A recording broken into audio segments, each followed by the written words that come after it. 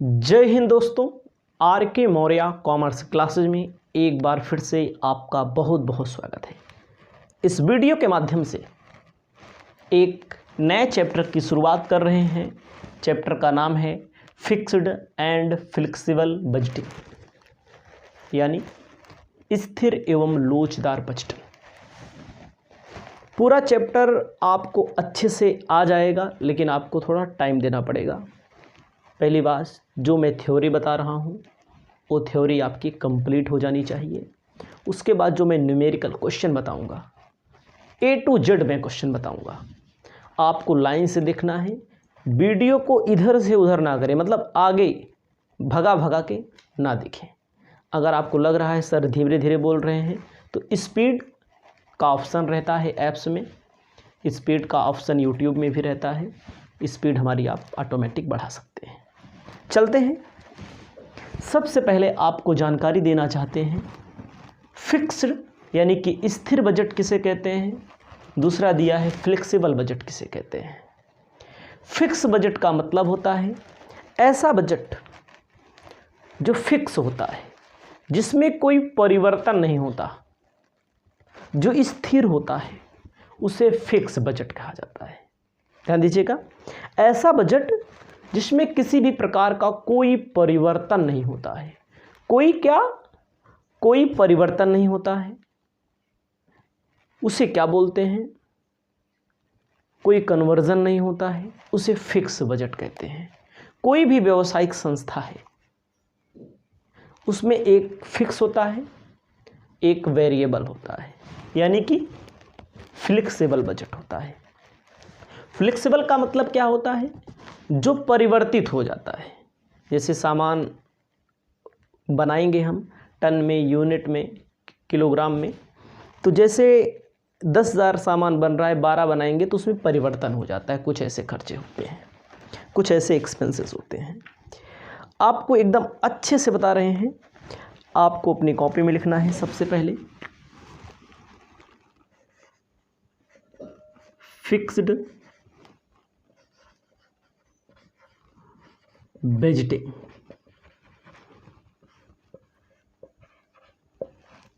स्थिर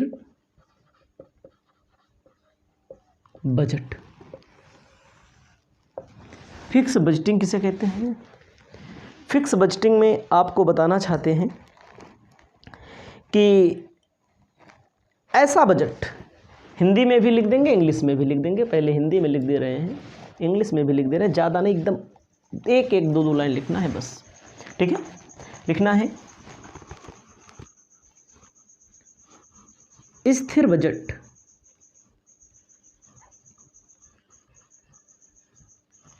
वह बजट है, स्थिर बजट वह बजट है, ठीक है, जो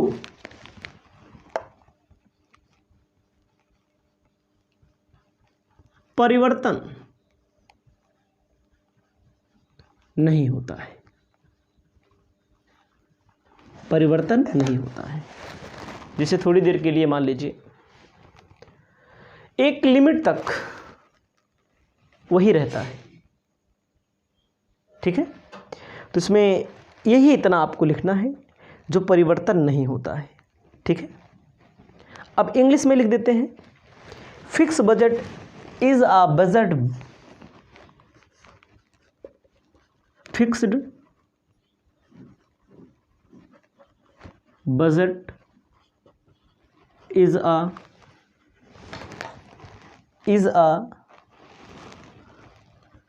budget which is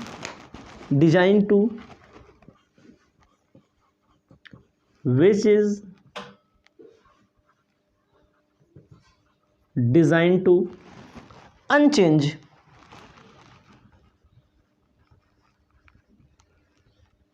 बस इतना लिखना आपको।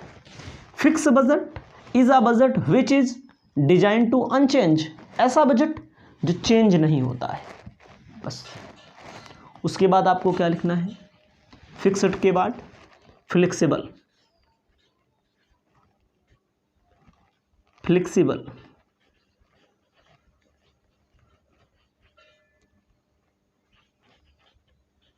बजटिंग। फ्लेक्सिबल को बोला जाता है लोचदार बजट। फ्लेक्सिबल को क्या बोला जाता है? लोचदार बजट। इसमें क्या लिखना है? इसमें लिखना है ऐसा बजट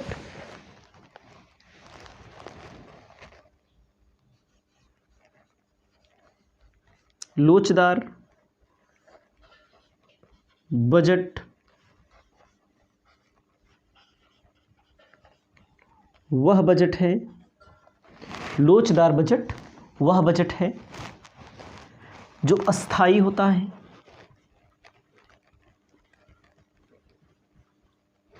इसी में अस्थाई है, अर्ध अस्थाई, परिवर्तनशील,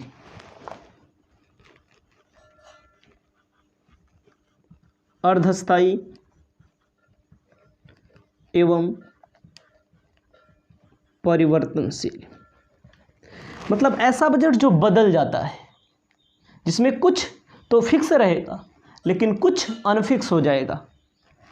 इसके लिए आपको लिख लेना है a flexible budget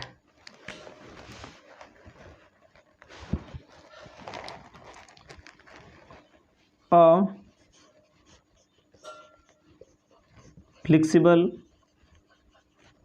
budget. Flexible budget मतलब जो बजट बदल जाता है। A flexible budget may be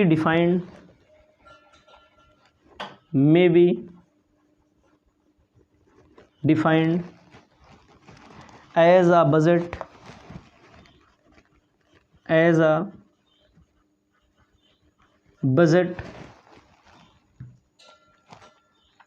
which is designed to change,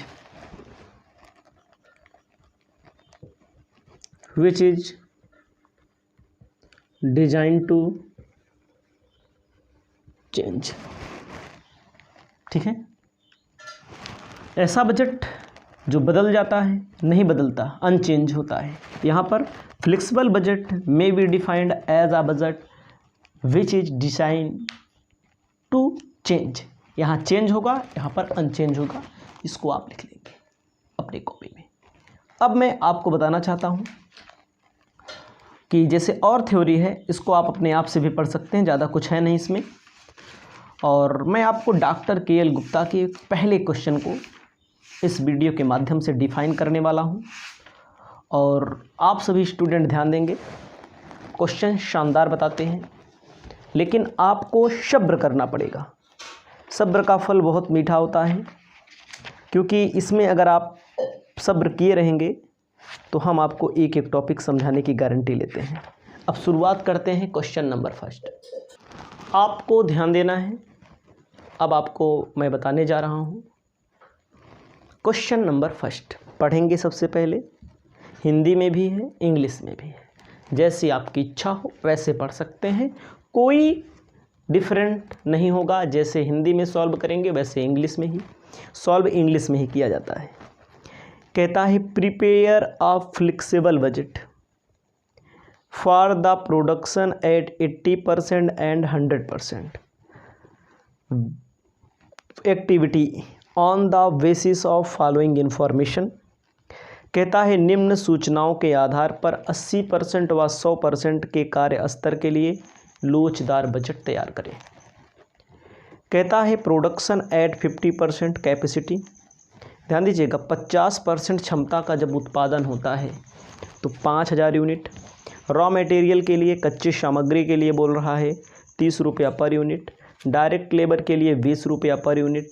direct expenses के लिए 10 रुपया पर यूनिट। फैक्ट्री एक्सपेंसेस, देखो फैक्ट्री एक्सपेंसेस में 40,000 है, इस 40,000 में 50% फिक्स्ड है।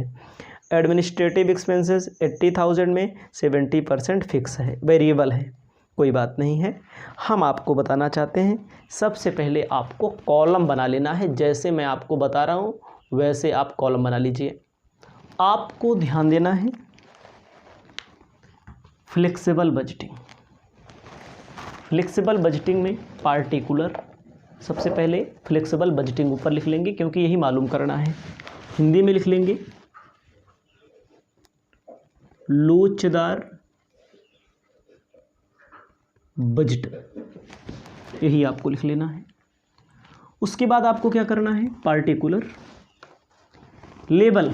लेवल में देखो क्वेश्चन में क्या बोला है, सबसे ऊपर आपको 80% मालूम करना है और 100% मालूम करना है। कोई बात नहीं, 80% मालूम करना है, 100%, लेकिन ये जो इन्फॉर्मेशन दी गई है 50% से संबंधित दी गई है। क्षमता का 50% का इन्फॉर्मेशन दिया गया है। कोई बात नहीं। तो सबसे पहले आप समझिए पूरा उत्पादन कितना हो सकता है इसमें। देखो 100% कह रहा है और 80% कह रहा है, ठीक है। तो 100% और जो इन्फॉर्मेशन दी है 50% दी है, 5000 यूनिट। 50% 5000 यूनिट है, 80% 8000 यूनिट हो जाएगा, 8000 यूनिट। 100% 10000 यूनिट हो जाएगा। समझिएगा फिर से, नहीं तो कहो कहाँ से आया सर, 5000 तो दिया है यूनिट, सबसे पहले बनेगा। इसी को जब 80% पर प्रोडक्शन होगा तो कितना हो जाएगा, 80% पर जब प्रोडक्शन होगा तो 8000। 100% में मतलब जैसे 50 है, 100 करेंगे तो इसका दुगना हो जाएगा, 80% करेंगे तो 8000 हो जाएगा। बस अब आपको क्या ध्यान देना है,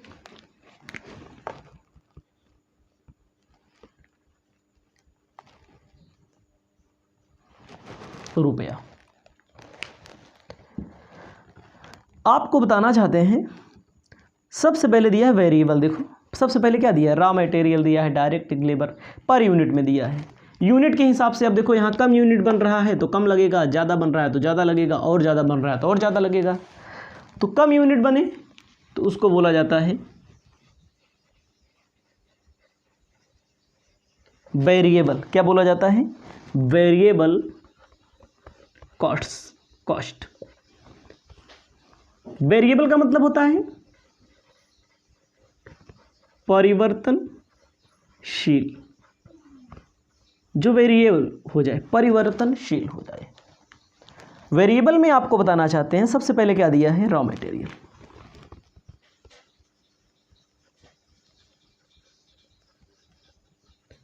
रॉ मटेरियल दिया है 30 रुपया पर यूनिट। 30 रुपया पर यूनिट 15,000। अगला कितना दिया है,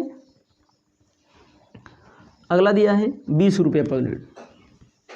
20 रुपया पर यूनिट नहीं, सॉरी, मटेरियल 5000 बन रहा है, 30 रुपया पर यूनिट बोल रहा है, 30 रुपया पर यूनिट। ऐसे लिखना है आपको, @30 रुपीज़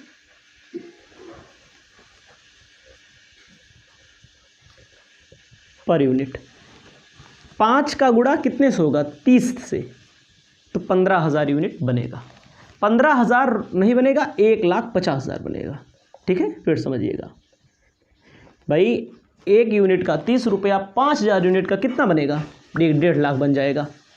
अब देखो यहाँ यूनिट बढ़ के 8,000 हो गई, 8 3 का 24, 2,40,000।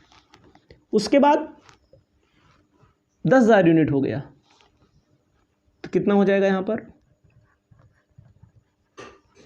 अब देखिए क्या है, वेरिएबल का मतलब कम बना, वेरिएबल का मतलब तो 1.5 लाख लगा, उससे ज़्यादा बना तो 2,40,000 लगा, उससे ज़्यादा बना तो 3 लाख लग गया।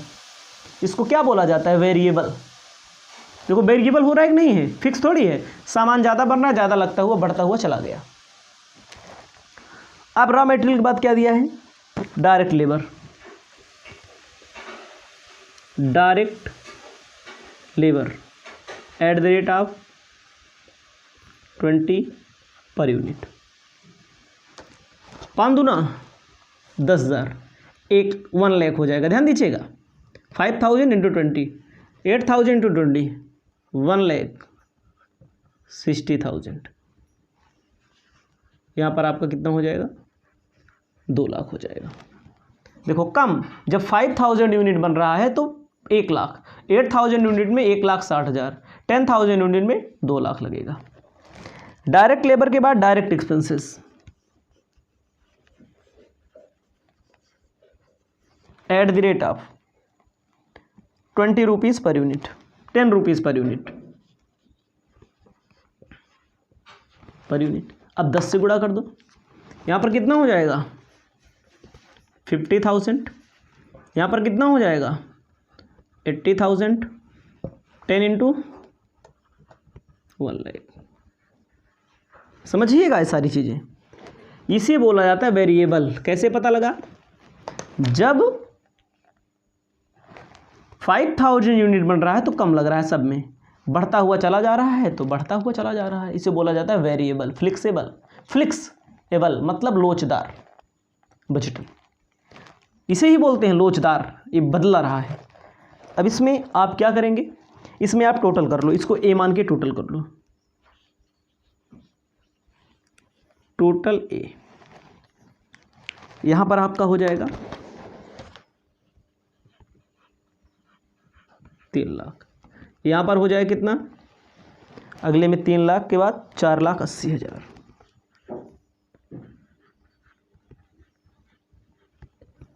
6 लाख,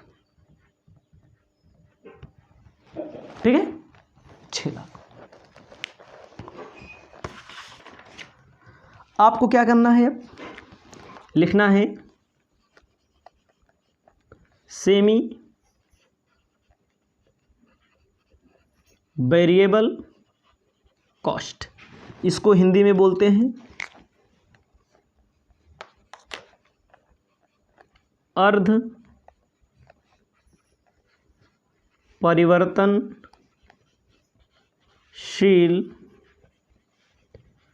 लागत। अर्ध परिवर्तनशील लागत, कुछ परिवर्तित होगा कुछ नहीं परिवर्तित होगा।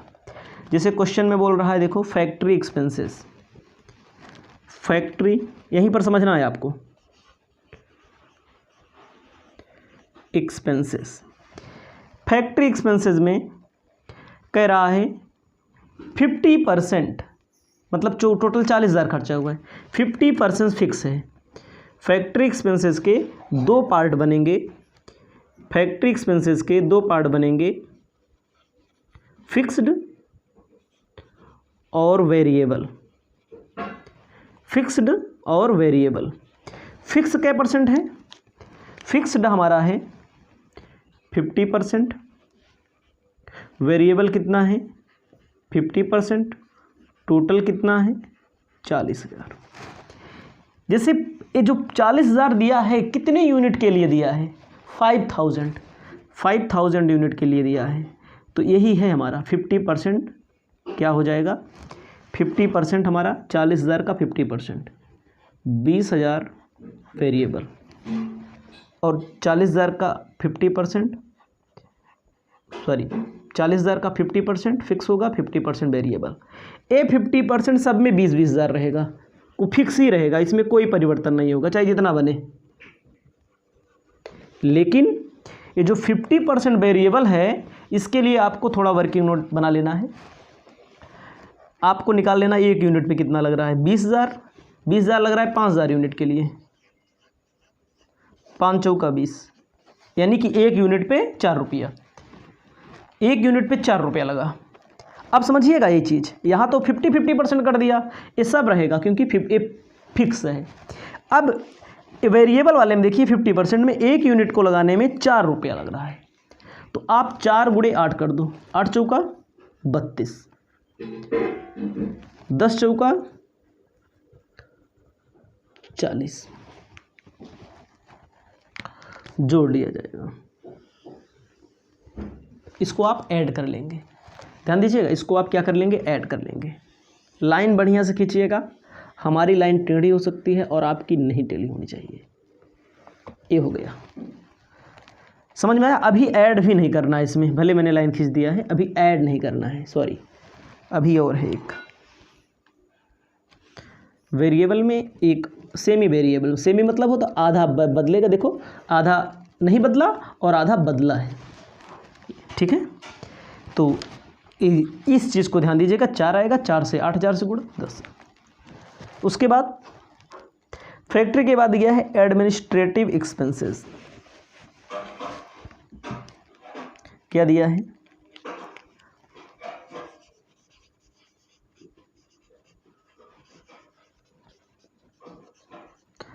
एडमिनिस्ट्रेटिव एक्सपेंसेस, प्रशासनिक व्यय बोला जाता है। इसमें कुछ बोला है, देखो प्रशासनिक व्यय, इसमें बोला जाता है कि प्रशासन व्यय 80,000 दिया है टोटल।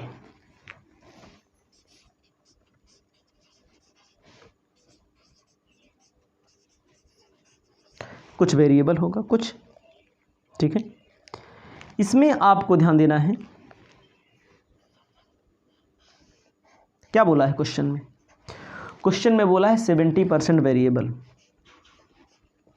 टोटल कितना दिया है? टोटल दिया है 80,000। 30% क्या हो जाएगा? 30% हमारा क्या हो जाएगा? 30% फिक्स हो जाएगा। 100% में 70% वेरिएबल बोल रहा है। पहले 30%, अतिरिक्त 24, मतलब 24 सब में रहेगा। 24,000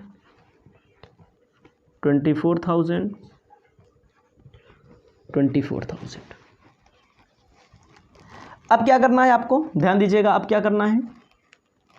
70%, तो 80,000 में से, इसको वर्किंग नोट में कहीं पर अपना रफ कर्म के लिया, 80,000 में 24,000 घटा दो, क्योंकि 24,000 तो फिक्स है। 0 0 0, 10 में से 4 माइनस कर दीजिए, 6, 56,000 ना, 56,000 हमारा बचा। कितना बचा हमारा? 56,000। यहाँ पर लिख दिया जाएगा कितना, इसके लिए तो वही रहेगा जो बचेगा, 56,000 कितनी यूनिट को बनाने के लिए लग रहा है? ध्यान दीजिएगा, 56,000 रुपया कितनी यूनिट को बनाने के लिए लग रहा है? वेरिएबल में 5,000 यूनिट को बनाने के लिए लग रहा है। कितना यूनिट? 5,000 यूनिट को, ठीक है, 5,000 यूनिट को बनाने के लिए लग रहा है। इसको याद रखिएगा। जब भाग देंगे तो हमारा आएगा 11.2, 1 यूनिट के लिए, ठीक है। यहाँ का तो हो गया। अब क्या करेंगे? 11.2 का गुणा 8,000 से कर दो, तो इसके लिए आ जाए 11.2 का गुणा 10 से कर दो, 10,000 से कर दो, तो आपका आ जाएगा 89,600, 89,600, 1,12,000। इसको ऐड कर लेंगे। इसको ऐड करने के बाद जो निकल के आएगा उसको टोटल बी कहेंगे। इसको टोटल ए कहा, इसको टोटल बी कहेंगे। 20 20 40, 40 20 60, 50 60, 1,10,000। यहाँ पर हमारा आएगा 1,20,000, ठीक है, 1,20,000। अगले में हमारा आएगा 1,65,600। अगले में हमारा आएगा 1,96,000। कितने को ऐड किया जा रहा है? इसको याद रखिएगा हमारी बात को, कितने को ऐड किया जा रहा है। इसके लिए डबल लाइन खींच लीजिए, नहीं तो आप लोग इसमें भी ऐड कर सकते हैं। ऐसे डबल लाइन खींचा जाता है। ये अलग ऐड किया गया और यहाँ पर अलग ऐड किया गया, ठीक है। ऐसे लाइन खींच लीजिएगा, डबल लाइन, अलग ऐड किया गया। थोड़ा पतली होनी चाहिए, स्केल आपके पास होना चाहिए ताकि अच्छा दिखे भी। अब आपको क्या लिखना है? Total A plus B, total A plus B. Total A plus B में इसको और इसको जोड़ो, 3 लाख को और 1,20,000 को, आएगा 4,20,000। 4,80,000 को 1,65,600 में जोड़ दो, 6,45,600। 6 7 लाख, इसको जोड़ लो, 7,96,000। अब आपको ध्यान देना है, 4,20,000 में 5,000 से भाग दे दो। भाई टोटल कॉस्ट हमारा कितना आया है? टोटल ए प्लस बी हमारा कितना आया है? 4,20,000 में 5,000 से जब आप भाग दे देंगे तो जो आपका आंसर दिया है, देखो इसे डबल लाइन यहाँ भी खींची जाती है, जिसके नीचे लिखना हो डबल लाइन खींचना ज़रूरी है। तो आपको सबसे लास्ट में क्या लिखना है, यहाँ पर आएगा 84 रुपया, ठीक है, कॉस्ट पर यूनिट 84 रुपया। 84 के बाद 6,45,600 में 8,000 से भाग दे दो, 80 रुपया 70 पैसा। अगला क्या है, 7,96,000 में 10,000 से भाग दे दो, 79 रुपीज़ 60। ये आपका आंसर आ गया है। इसे अपनी कॉपी में अपनी सुविधा के अनुसार लिख लीजिए। आपको आगे दूसरा नंबर क्वेश्चन हम बताने जा रहे हैं।